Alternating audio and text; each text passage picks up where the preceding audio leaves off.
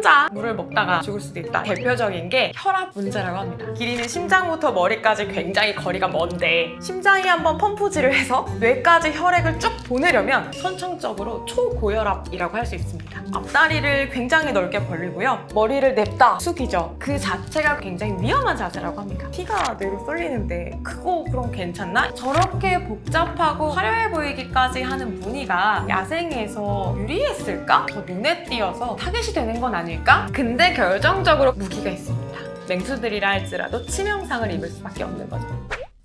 네, 안녕하세요. 쪽파리에서 사람까지 귀여운 생명체를 연구하는 귀여운 생명체 과학 커뮤니케이터 안주연입니다. 기린하면 긴목을 가장 먼저 떠올리죠. 진화를 설명할 때 기린의 목이 어떻게 혹은 왜 길어지게 됐을까를 설명하는 여러 가지 가설을 제시하기도 합니다. 가장 흥미롭게 여러분께 소개해드릴 만한 가설이 한 5가지 정도 있어서 말씀드려 보려고 합니다. 우선 가장 유명한 걸 먼저 생각해 볼까요? 가장 유명한 건 역시 이제 먹이 경쟁에서 유리함을 선점하기 위해서 목이 길어졌다, 이런 이야기를 들어보셨을 겁니다. 나무에 달린 잎을 먹고 이제 살아가는 초식동물들이죠. 거기에서 다른 동물들보다 목이 길다면 높은 곳에 있는 나뭇잎을 먹기가 좋잖아요. 기린이 높은 곳에 있는 잎을 먹기 위해서 노력을 많이 했겠죠. 그러다가 유전적 변이가 생겨서 더 긴 목을 가진 기린들이 더 많이 살아남았고, 긴 목을 가진 기린들의 자손들이 번성하게 되면서 대부분 목이 긴 상태로 존재하게 되었다. 이것이 우리가 알고 있는 진화론적인 설명입니다. 그런데 생각해보면 문제가 하나 있어요. 그럼 실제로 기린들이 먹는 잎의 높이는 어디여야 할 것인가? 직접 관찰하는 게 가능하잖아요. 기린들은 어디에 있는 잎을 주로 먹지 하고 관찰해보니까 사실 위도 아니고 아래도 아니고 그냥 중간쯤 되는 높이에, 우리도 그냥 눈 닫는 곳 편안하게 물건을 사듯이 기린들도 그냥 편하게 있는 중간 높이의 이파리들을 많이 먹는다는 얘기죠. 그 다음에 무엇을 계산해봤냐면 섭식률을 계산해봤습니다. 얼마나 먹느냐, 이렇게 쉽게 말할 수 있을 텐데 조금 더 지표를 사용하자면 1분당 몇 번이나 물어뜯고 한 번 물어뜯을 때 얼만큼 몇 그램이나 잎을 먹느냐, 요거를 측정했다는 거죠. 근데 그렇게 해봤더니 암컷이건 수컷이건 모두 상관없이 중간 높이의 잎을 먹는 게 최대치의 섭식률을 보였다라는 결과가 있습니다. 굳이 얘네들도 힘들게 높은 곳의 먹이를 먹진 않는다는 얘기죠. 두 번째 반박 연구도 있습니다. 같은 기린들로 보이지만 사실은 기린은 이제 4개의 종이 있다고 알려져 있거든요. 물론 이제 사는 곳도 지역도 이제 여기저기 흩어져 있겠죠. 근데 가만 보니까 모든 기린이 다 같은 패턴을 보이진 않는다고 해요. 같은 종이라 할지라도 계절에 따라서 언제는 좀 낮은 데 있는 잎을 먹고 언제는 중간쯤에 있는 잎을 먹고 이런 식으로 계속 변한다고 합니다. 결국 진화라는 엄청난 사건이 일어나려면 뭔가의 선택압이 계속 작용을 해서 유리함이 계속 발생을 해야 한다라고 생각을 하는데, 이런 식으로 계절에 따라 봄에는 중간 거 먹고 가을에는 높은 데 먹고 이런 식으로 하다 보면 결국은 선택압이 작용하기 어렵지 않았을까? 이게 이제 두 번째 반박 연구이기도 합니다. 이것 이외에도 여러 가지 가설들이 사실은 존재하고 있습니다. 두 번째 뭐가 있을까 생각해보면 성선택 가설이라고 하는데요. 수컷 기린들끼리 야생에서 결투를 벌이는 모습을 혹시 영상으로 보신 적이 있을지 모르겠습니다. 주로 이제 길고 강한 목을 휘두르면서 서로 부딪히는 방식으로 싸움을 하는 경우들이 있는데요. 이렇게 강하고 긴 튼튼한 목을 가진 수컷일수록 성선택에서 유리하다라는 가설입니다. 근데 그렇게 따지면 수컷만 목이 길어도 되지 않을까요? 그죠? 왜냐하면 선택을 하는 쪽은 암컷이고 상대적으로 암컷끼리는 목을 굳이 길게 가지고 있을 필요도 없고, 그러니까 이런 단순한 사실만으로도 두 번째 가설은 조금 불안한 가설이 되어버렸습니다. 그리고 실제로 과학자들이 측정을 한번 해본 거예요. 다양한 기린들을 대상으로 암컷의 목의 길이, 목의 둘레, 수컷의 목의 길이, 목의 둘레, 이런 걸 다 재본 거죠. 그랬더니 목 길이에 있어서는 성별 차이가 크게 나지 않았다. 이런 것들이 2000년대에 많은 연구 결과로 보고가 되었습니다. 세 번째 가설은 아무래도 키가 크니까 멀리까지 볼 수 있겠죠. 그래서 주변을 경계하는 데 유리하고 멀리서 다가오는 포식자를 누구보다 빨리 감지할 수 있지 않았을까. 빨리 알아챈 개체들은 생존에 유리했을 것이고, 빨리 알아채지 못하고 끝까지 이제 그 자리를 배회하던 개체들은 아무래도 공격을 당해서 잡아먹혔을 확률이 높겠죠. 그러다 보니까 시간이 오래 지나고 났더니 목이 길고 그래서 더 멀리 볼 수 있는 개체들이 더 많이 살아남았다. 하지만 이것이 갖는 한계는 뭐냐면, 우리가 생각할 때 지금 현재 야생에 존재하고 있는 다양한 기린을 관찰했을 때 그렇다는 거지 직접적인 인과관계가 밝혀지지 않았다라는 반박이 존재하고 있습니다. 기린 연구 재밌죠? 그쵸?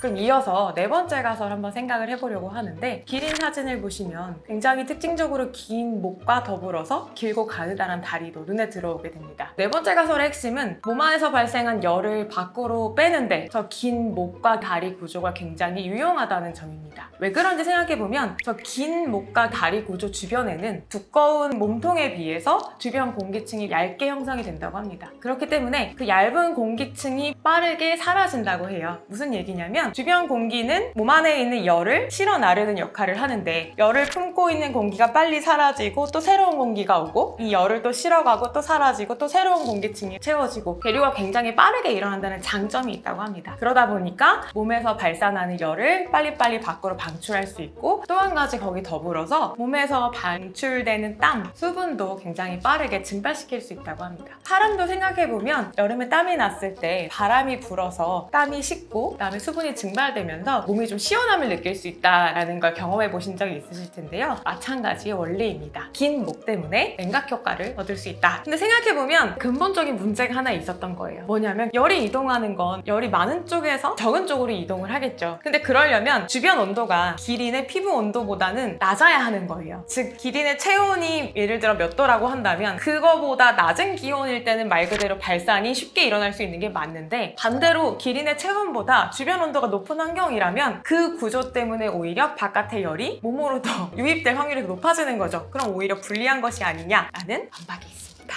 정답이 대체 뭘까요? 다섯 번째 가설입니다. 다섯 번째 가설은 쉽게 생각할 수 있는 부분이기는 해요. 일단 다리가 먼저 길어졌을 것이다. 왜냐하면 빨리 도망치고 빨리 달리는 게 생존에 유리하니까. 근데 다리가 길어지고 보니까 물을 마시려면 다리를 어떻게 해가지고 머리를 숙여야겠죠. 근데 짧은 목은 물을 먹기 너무 힘든 거예요. 다리가 길다 보니까 아무리 고개를 숙여도 입이 물에 닿지 않겠죠. 목이 긴 녀석들이 물을 잘 마실 수 있었고 살아남아서 긴 목을 가진 기린들이 현재 많이 존재하게 되었다. 근데 문제가 있습니다. 그럼 만약에 그걸로 문제가 해결이 됐다면 지금쯤이면 잘 적응을 했으니 기린은 안정적인 자세로 여유있게 물을 마실 수 있으면 참 좋을 텐데, 물 마시고 있는 기린 모습을 보면 여전히 불안정합니다. 앞다리를 굉장히 넓게 벌리고요. 긴 목을 구부려서 머리를 냅다 숙이죠. 저래도 되나 싶을 정도로 이렇게 확 내려오는데 그 자체가 굉장히 위험한 자세라고 합니다. 왜냐하면 아까 말씀드린 것처럼 기린은 주변 경계를 철저히 하는 동물로 알려져 있는데, 고개를 숙이고 물을 향해 있으면 주변을 경계할 수 없잖아요. 그 얘기는 사자나 기린의 천적들에게는 너무 노리기 좋은 타이밍인 거죠. 과연 장점이라고 말할 수 있을까? 반박 지점이 있는 거죠. 그다음 두 번째, 이건 진짜 생각지 못한 부분이었는데, 기린을 오랫동안 관찰하다 보니까 기린이 생각보다 물을 안 마신대요. 매일매일 물을 마시고 이런 동물이 아닌 거예요. 왜 그렇게 해도 살아남을 수 있지를 가만 보니까 풀을 많이 먹잖아요. 풀 안에도 이미 어느 정도의 수분이 있기 때문에 식물을 먹는 것만으로도 체내 수분이 어느 정도 유지가 된다고 합니다. 그러니까 굳이 매일 물을 마실 필요는 없는 거죠. 물을 마시는 행위 자체가 진화의 선택압으로 작용하기가 역시 어렵다는 문제점이 있습니다. 사실은 다섯 가지 가설이라고 말씀드렸지만 이거 이외에도 기린의 긴 목을 설명하기 위한 여러 가지 주장이나 의견들이 많이 존재하고 있습니다. 그것들 중에 어느 하나가 단일하게 작용해서 오늘날 기린의 긴 목을 만들었다 혹은 긴 목을 유도했다 라고 설명하진 않고요. 이 여러 가지 원인들 중에 몇 가지가 복합적으로 작용해서 오늘날 기린이 결국 이렇게 긴 목과 위풍당당한 체구를 갖게 되지 않았을까 이렇게 설명하고 있습니다. 혼자 물을 먹다가 죽을 수도 있다. 이거 되게 무서운 얘기긴 하죠. 어느 날 일어나서 혼자 물을 먹는 기린. 원인들이 있잖아요. 그것 중에 대표적인 게 혈압 문제라고 합니다. 기린은 심장부터 머리까지 굉장히 거리가 먼데 특히나 긴 목을 거쳐야지만 뇌까지 혈액을 보낼 수 있겠죠. 그러니까 평소 기린이 서 있을 때를 생각해보면 심장이 한번 펌프질을 해서 뇌까지 혈액을 쭉 보내려면 어마어마한 압력으로 혈액을 내보내야 뇌까지 도달할 수 있겠죠. 즉 기린은 선천적으로 초고혈압이라고 할 수 있습니다. 대신에 그 고혈압 상태를 버텨내기 위해서 몸이 그에 맞게 적응이 되어 있겠죠. 이를테면 심장이 굉장히 두꺼운 벽으로 되어 있다거나. 근데 문제가 뭐냐면 그렇게 서 있는 환경에서는 괜찮은데 물을 마시는 특수한 환경에서는 머리가 갑자기 슝 내려가죠. 무슨 일이 일어나냐면 피가 머리에 쏠리는 현상이 일어나게 됩니다. 그래서 예전에는 뭐라고들 생각을 했냐면 그렇게 순식간에 피가 머리에 쏠려버리면 뇌에 있는 수많은 모세혈관들이 있을 텐데 과연 그 모세혈관들이 압력을 견딜 수 있을까? 견디지 못하고 모세혈관들이 파괴되어 버리면 사망할 수밖에 없겠죠. 그런 이런 이유 때문에 물 마시다가 기린이 혼자 죽을 수 있는 거 아니야? 라는 생각을 했던 거죠. 근데 사실은 어떨까요? 물 마시다 죽을 수는 있기는 해요. 하지만 혈관의 문제는 아니고요. 물을 마시다가 시야 경계가 흩어져서 포식자에게 공격을 당해 죽을 확률이 훨씬 높다고 합니다. 머리를 숙이면 피가 뇌로 쏠리는데 그거 그럼 괜찮나? 생각해 봐야겠죠. 기린의 키는 보통 5m 정도 된다고 합니다. 심장에서 머리까지 길이는 3m 정도 된다고 해요. 강한 혈압으로 보내야겠죠. 사람의 경우에 이제 정상 혈압 범위를 얘기할 때 80에서 120mm HG를 얘기하거든요. 기린의 경우에 보통 평상시 혈압이 160에서 260이라고 합니다. 굉장히 고혈압이라고 할 수 있겠죠. 그런데 최근에 뇌로 피가 쏠리는 현상으로부터 어떻게 기린이 안전하게 살아남았는지를 연구한 논문이 2025년에 발표되었습니다. 머리에 피가 쏠리면 무슨 일이 일어나는지 과정을 한번 뜯어본 거예요. 기린이 물을 먹는 동안에 몸 안에서 어떤 변화가 일어나는지 살펴봤습니다. 그랬더니 머리를 숙임과 동시에 혈액이 머리 쪽으로 몰려가면서 일시적으로 머리 쪽의 압력이 높아지는 건 맞다. 여기까지는 확인을 했습니다. 근데 그 다음 발견된 사실이 놀라웠다고 하는데요. 기린이 물을 마셔서 마신 물이 입을 통해 이제 식도로 넘어오는 순간부터는 다시 혈압이 정상으로 돌아가기 시작하거라. 이걸 발견했습니다. 기린이 마신 물이 편의상 덩어리라고 표현을 하면 물 덩어리가 다시 혈관에 압력을 주는 거예요. 모인 혈액이 뇌 쪽으로 흘러가는 동안에 아직 가지 않았는데 식도를 통해 넘어오는 경동맥의 압력이 다시 혈관을 수축시키고 혈액이 일시에 뇌로 쏟아져 내려오는 걸 막아주는 거죠. 그렇기 때문에 과다하게 한 번에 머리로 이제 피가 쏠리는 걸 막아주는 장치 첫 번째. 두 번째는 기린의 목에 있는 혈관에 판막이 굉장히 많이 있다고 해요. 목에를 숙였을 때 피가 정말 확 쏟아져 내리는 게 아니라 중간에 판막들이 있어서 적당히 속도나 양을 제어해 줄 수 있는 장치들이 있다고 합니다. 여러 가지 장치들이 협업해서 다중적인 방어 장치가 작동하고 있는 셈이다. 이렇게 표현이 되어 있었습니다. 그 밖에도 사실 뇌에서도 이제 방어작용이 일어나고 있다고 이제 표현을 하는데요. 두개골 안에 뇌가 들어있는데 뼈 안에 뇌가 그냥 바로 붙어 있는 게 아니라 사실 액체가 있어요. 그 액체 역시 뇌에 그리고 뇌혈관에 어느 정도의 압력을 행사하고 있겠죠. 근데 물을 마시려고 고개를 숙이는 행위가 시작되고 그 다음에 물을 마시게 되면 자율신경계에 의해서 이 압력 역시 조절이 된다고 합니다. 모든 부위에서 기린의 머리로 피가 쏠려도 기린이 죽지 않도록 안전장치가 돌아가고 있는 셈이죠.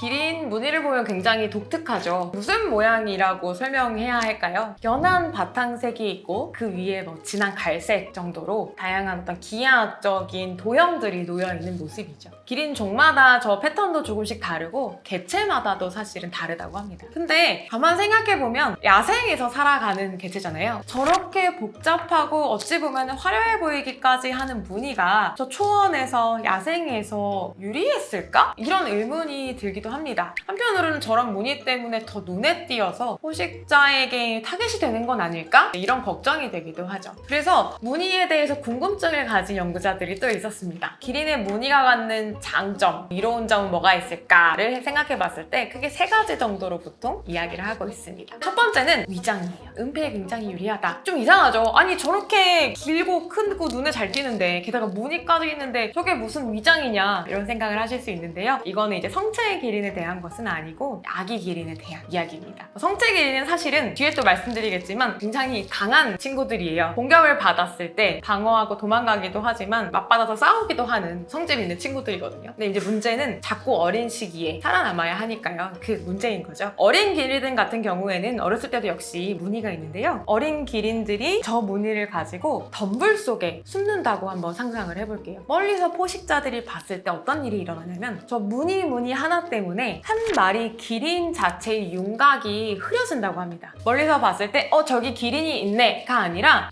저기 그냥 숲을 속에 어른어른 뭐가 있네 정도로 기린인지 혹은 다른 동물인지 알 수 없을 정도로 시각적인 분산 효과가 있다고 합니다. 오히려 포식자 눈에 덜 띄고 안전할 수 있는 거죠. 그래서 이런 위장 기능이 첫 번째가 있습니다. 두 번째로 생각해 볼 거는요. 이게 정말 좀 놀라운 것 같아요. 기린의 어떤 내부 구조를 좀 봤어요. 저렇게 갈색의 진한 무늬가 있는 부분에는 내부적인 특징이 뭐가 있고 밝은 부분은 뭐가 있고 이런 거를 쭉 한번 살펴본 거죠. 그랬더니 놀랍게도 진한 갈색 무늬가 있는 부분 피부 아래에는 모세혈관이 훨씬 더 촘촘하게 발달해 있었다고 합니다. 연한 색깔 부분 아래에는 상대적으로 그거보다는 덜 발달된 모세혈관들이 있었다고 하고요. 그럼 궁금할 수 있죠? 왜일까? 굳이 왜 이렇게 모세혈관의 빈도나 구조가 차이가 있을까? 이것을 이제 연구자들이 해석을 한 결과는 혈관이 이렇게 있으니까, 즉 생각해보면 햇볕이 내리쬐 때 짙은 갈색 부분은 아무래도 열흡수가 빠르죠. 그러니까 훨씬 더 그 부분이 뜨겁게 느껴질 거잖아요. 마치 우리도 여름에 뜨거운 날 검은색 옷, 어두운색 옷과 밝은색 옷을 입었을 때 느껴지는 어떤 체감 온도가 다른 것처럼요. 기린 입장에서도 짙은 갈색 부분은 훨씬 더 뜨겁게 느껴질 수 있겠죠. 그러니까 그 부분에 모세혈관을 발달시켜서 모세혈관을 통해 열이 빨리빨리 발산될 수 있도록 되어 있는 구조다, 이렇게 설명을 하고 있습니다. 이 연구는 비교적 최근에 2023년에 발표되었습니다. 우리가 더운 날 생각해보면요, 심하게 더운 날 보면 얼굴이 빨개지잖아요. 왜 그런가 라고 보면 혈관이 확장되고 피부 쪽으로 모세혈관들이 할당되어 있는 상태거든요. 그렇게 되면 좋은 점은 이제 혈관의 표면적을 넓혀서 열이 빨리빨리 방출되도록 하는 효과가 있어요. 그거랑 마찬가지로 기린도 저 갈색 부분, 진한 부분 아래에는 혈관이 발달해 있어서 만약에 너무 뜨겁고 빨리 열을 내보내고 싶으면 그 부분 모세혈관을 확장시켜서 열이 빨리빨리 나가게 할 수 있는 거죠. 기린이 사진 찍혀 있는 것들을 보면 신기한 장면들이 많이 있는데, 저는 이제 물 마시는 것도 신기했지만 제일 처음에 놀랐던 게 바로 혓바닥 내밀고 있는 사진이었습니다. 보통 우리가 생각하는 동물의 혀는 붉은색이 도는 우리의 혓바닥 같은 그런 색깔을 생각하잖아요. 기린이 혀를 내밀고 있는 사진을 보면 검은색 혀가 있는 것을 볼 수 있습니다. 기린 해부한 논문을 한번 찾아봤는데요. 우리가 보통 날름날름 거렸을 때 볼 수 있는 그 부분은 검은색이고, 아니면 보이지 않았던 그 안쪽 부분은 밝은색, 옅은 분홍색을 띠고 있는 걸 볼 수 있었습니다. 그러니까 결국 기린의 혀가 굉장히 긴 편인데 평균 한 50cm 내외 정도 된다고 하거든요. 이렇게 긴 혀에서 밖으로 들락날락하는 부분은 어두운 색이고 안쪽 부분은 연한 핑크색이라는 거죠. 신기하잖아요. 일단 검은색인 것도 신기한데 굳이 앞부분이 왜 또 이렇게 검은색일까? 기린은 하루 종일 풀을 굉장히 열심히 먹거든요. 특히 나뭇잎을 먹죠. 기린이 잎을 먹는 모습을 보면 혀를 이용해서 잎을 당겨서 이렇게 먹거든요. 그러면 본의 아니게 혀가 입 밖으로 나와 있을 때가 많죠. 근데 생각해보면 그 야생의 환경은 태양이 굉장히 강렬하고 자외선도 강해요. 그러다 보니까 우리가 마치 나와 있는 그 강한 햇볕이 있을 때 자외선을 견디기 위해서 피부에 선크림 바르는 것처럼 기린들도 이렇게 자주 노출되는 부분은 자외선으로부터 방어하기 위한 뭔가가 필요한 거죠. 그렇게 해서 이용할 수 있는 게 뭐가 있냐면 생물들은 멜라닌 색소가 있습니다. 멜라닌 색소가 많이 있는 곳은 자외선으로부터 우리를 보호해주는 역할을 할 수 있거든요. 그래서 기린의 혀 중에서도 밖에 많이 노출되는 부분에는 멜라닌 색소가 많이 분포하는 것이 아닐까. 근데 이렇게 추측에서만 끝나버리면 근거가 부족한 게 아닌가, 이런 생각을 할 수 있잖아요. 그런데 최근에 2024년에 이걸 뒷받침할 수 있는 논문이 하나 발표가 돼요. 그거는 기린의 친척 오가피라는 동물이 있습니다. 오가피도 사진 한번 찾아보시면 굉장히 귀여운데요. 묘하게 기린하고 닮은 구석이 있어요. 물론 몸 색깔이나 무늬가 달라서 안 느껴질 수도 있는데 하나하나 부위를 뜯어보면 의외로 기린하고 비슷한 구석이 많습니다. 그리고 정말 비슷한 부분 중에 하나가 바로 혀예요. 오가피도 검은색 혀를 가지고 있거든요. 최근 2024년에 나온 그 논문의 주제가 뭐였냐면 사실 오가피의 혀를 분석한 논문이었습니다. 오가피 혀의 내부 구조나 외부 형태를 잘 이제 분석을 해봤더니 예상했던 대로 저 검은색의 정체는 멜라닌 색소가 굉장히 풍부하게 분포하고 있는 것이기 때문에 나타난 거라는 것이 밝혀졌습니다. 그러니까 우리가 여기서 생각할 수 있는 건 오가피는 검은 혀를 가지고 있어. 그건 멜라닌 색소 때문이야. 근데 기린은 오가피랑 굉장히 유전적으로 가까운 동물인데 심지어 표현형적인 특징도 같아. 그럼 아마도 기린의 혀가 그렇게 검은색인 이유도 멜라닌 색소 분포가 많아서일 거고, 그 이유도 아마 둘이 유사하지 않을까? 여기까지가 연구되어 있는 사실입니다. 갈색 부분도 멜라닌 색소가 있는 거거든요. 나머지 부분들에 대해서는 이미 보호가 되고 있는 거죠. 게다가 생각해보면 다른 부분들은 색소뿐만 아니라 털도 나 있잖아요. 털이 있기 때문에 또 다른 방어막이 구축되어 있는 셈이죠. 근데 생각해보면 혀는 정말 부드러운 날 조직의 맨살이잖아요. 그러니까 더더욱 보호가 필요하지 않았을까? 이렇게 생각해볼 수 있을 것 같습니다. 기린은 초식동물이죠. 근데 우리가 초식동물에 관해 갖고 있는 기본적인 편견이 왠지 초식동물하면 토끼 같은 동물들을 상상하니까 온순하고 뭔가 약해 보이고 풀만 먹고 이런 이미지나 선입견이 좀 있는 것 같습니다. 사실 기린은 엄청난 생존 비결들을 가지고 있습니다. 우리가 이미 여러 가지를 말하긴 했는데 일단 키가 굉장히 커요. 몸도 크고요. 강하게 살아남을 수 있죠. 그다음에 멀리까지 먼저 볼 수 있으니까 적도 빠르게 파악할 수 있죠. 게다가 아까 얘기했듯이 초고혈압을 견디면서 살아남은 몸의 구조를 가지고 있다는 것도 장점이고요. 그 다음에 혀 얘기도 우리가 아까 했었는데 혀로 나뭇잎을 먹는 영상 같은 걸 보면요. 그 나뭇잎이 정말 예쁘게 먹기 좋게 딱 달려있는 것만 있는 게 아니라 건조한 지역에 사는 나무들이니까 걔네도 잎을 보호하기 위해서 막 가시가 발달해 있거나 되게 척박해 보이는 나무들도 있거든요. 그 사이사이에 있는 잎도 혀를 요리조리 넣어서 이제 먹는단 말이에요. 그러니까 굉장히 식욕도 좋고 강하게 자라고 있는 거죠. 게다가 오랫동안 물을 안 먹어도 살 수 있고, 그 다음에 또 한 가지 장점이 공동 육아를 하는 것도 기린의 특징입니다. 새끼 기린을 키우는데 생존율이 굉장히 낮다고 하거든요. 그러니까 혼자 물을 먹으러 가서 뒤에서 공격을 당하면 새끼 입장에서 속수무책으로 당할 수밖에 없으니까요. 그걸 보완하기 위해서 여러 마리의 새끼 기린들을 모아놓고 어미 기린들이 모여서 이제 공동 육아를 하는데, 누군가 이제 물을 먹으러 가거나 밥을 먹는 동안 나머지 성체들이 아이를 봐주는 거죠. 이런 식으로 적응 전략을 짰기도 했고요. 그 다음에 아까 말씀드린 것처럼 몸의 무늬를 통해 은폐도 하고요. 근데 결정적으로 가장 중요한 부분은 바로 무기가 있습니다.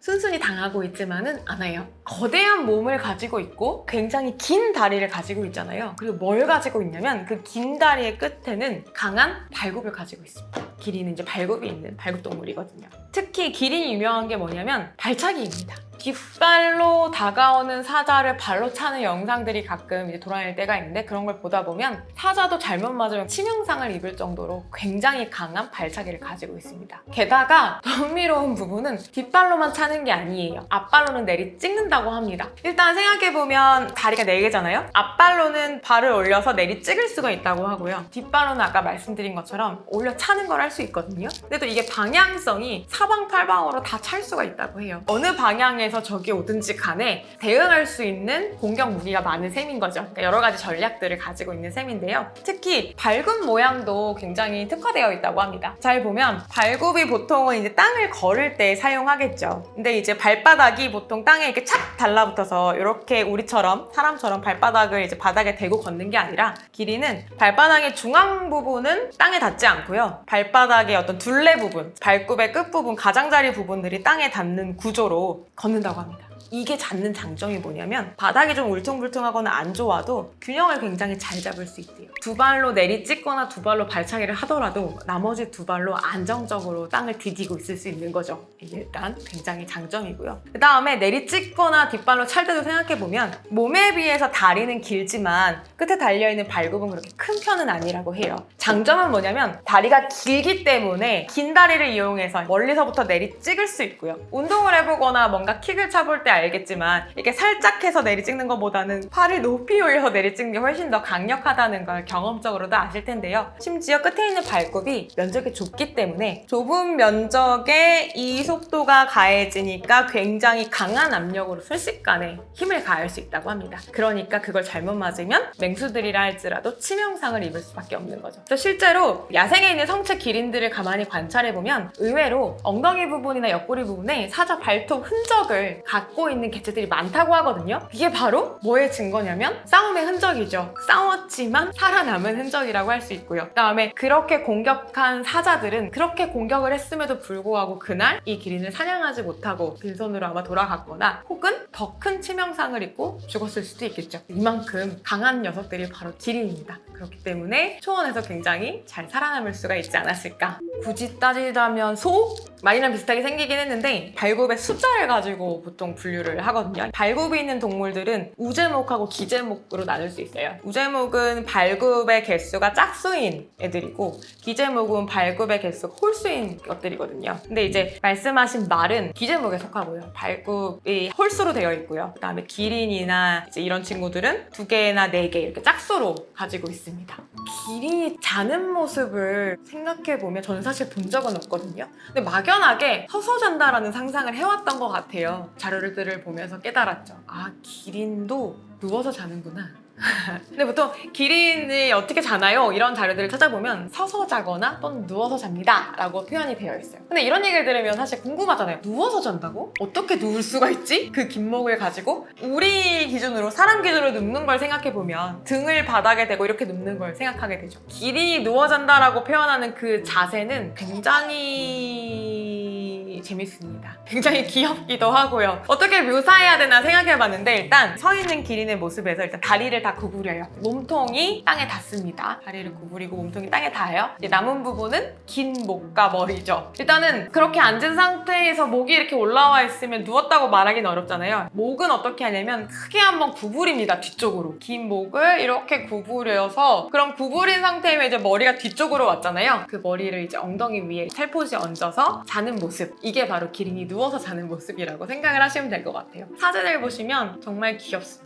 그리고 한편으로는 불편해 보이기도 하고 좀 안쓰러워 보이기도 하는 모습이기도 합니다. 근데 정말로 더 안쓰러운 점은 뭐냐면 기린들이 보통 저렇게 서서 자거나 누워서 잔다 이렇게 말씀드렸는데 둘 중에 어느 쪽에 더 깊은 잠을 잘 수 있을까요? 아무래도 우리도 그렇듯이 서서 자는 건 좀 완전히 편안한 상태는 아니잖아요. 서서 잘 때에는 우리로 치면 꾸벅꾸벅 조는 느낌이라면 누워서 자는 거는 이제 깊은 잠을 자는 흔히 말하는 렘수면 상태 이렇게 얘기를 하는데요. 근데 야생에서 기린들이 저렇게 자고 있다라고 하는 것은 포식자들 입장에서는 너무 좋은 상황이잖아요. 그리고 기린의 입장에서는 너무 위험한 상황이죠. 그러니까 기린들은 야생에서 저렇게 누워 자는 것을 오래 하지 못한다고 합니다. 짧게 잔다고 해요. 잠깐 누워서 잤다가 바로 또 일어나서 주변을 경계하고 다시 또 이제 몇 분 잤다가 일어나서 주변을 경계하고 이런 식으로 짧게 끊어서 자는데요. 그 부분이 진짜로 안쓰러운 부분인 것 같아요. 그리고 심지어 그렇게 짧게 끊어 잘 때도 다 같이 그렇게 자지는 못하고요. 마찬가지로 주변을 계속 경계해야 되기 때문에 아무리 밤이라 할지라도 경계를 서는 몇 마리의 기린들은 계속 깨어서 서 있고 나머지 중에 몇 마리들이 저렇게 이제 누워서 자고요. 그다음에 얘네가 이제 일어나고 교대하고 이런 식으로 번갈아 가면서 생활을 한다고 합니다. 사람 목도 생각보다 유연한 편이긴 하죠. 뼈 개수가 같은데 길이가 저렇게 길다는 거는 하나하나가 굉장히 크다는 점도 있고요. 그 다음에 또 한 가지 재밌는 점은 목뼈 7개가 있다면 7개의 크기가 당연히 같진 않겠지만 사람도 기린의 경우에 다양성이 훨씬 더 크다고 합니다. 크기나 형태가 7개가 너무 이제 다 다른 거죠. 다르기도 하니까 훨씬 더 움직임이 우리랑은 다르게 좀 다양하게 있을 수 있다. 그 다음에 아까 이제 말씀드린 것처럼 네킹이라고 해서 목을 휘둘러서 싸움을 하거나 뭔가 해야 하는 활동들이 많이 있기 때문에 목 주변에 근육도 많이 발달해 있고요. 그래서 여러 가지 근육이나 관절들의 도움을 받아서 뼈가 훨씬 더 유연하게 구부러질 수 있는 게 아닌가 이런 판단이 듭니다. 기린에 대해서 얘기를 해봤는데요. 아무래도 초원하면 떠오르는 동물들이 여러 가지 있으실 텐데 그 중에서도 멀리서도 눈에 띄는 기린의 존재감은 누구도 부인할 수 없을 것 같습니다. 특히 기린은 큰 키와 긴 목과 그다음에 멀리까지 볼 수 있다는 장점 때문에 기린들이 어딘가 이동하거나 도망치기 시작하면 다른 초식 동물들도 그걸 신호로 해서 같이 도망친다고 해요. 주변의 다른 종들에게도 중요한 신호를 보내주는 상징적인 존재라고 할 수 있습니다. 그렇기 때문에 우리가 이제 야생에서 살아가는 동물들에 대해서 훨씬 더 이해하고 서로 소통하는 방법들을 알아가는 것이 우리가 오래오래 함께 할 수 있는 방법이 아닐까 생각해 보겠습니다.